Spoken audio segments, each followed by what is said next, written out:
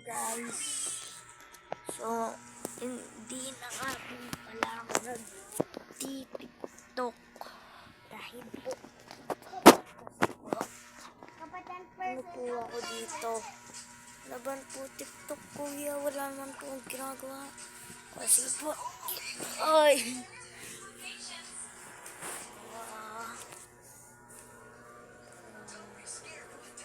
Mga po guys. Ito po ang laruan ko.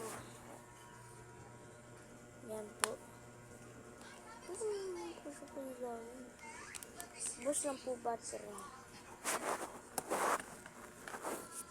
Guys, good job. Kasi po, sinuportahan niyo po ako. So, sinuportahan niyo po ako kahit ano lang po ako. O sige po guys, itutuloy na po natin sa part 2. Bye! Gusto ko po muna paalam bago po ako umalis. Sa mga po, pag po umabot ng 1 million subscribers to, pag po kumita na ako, bibigyan ko kayo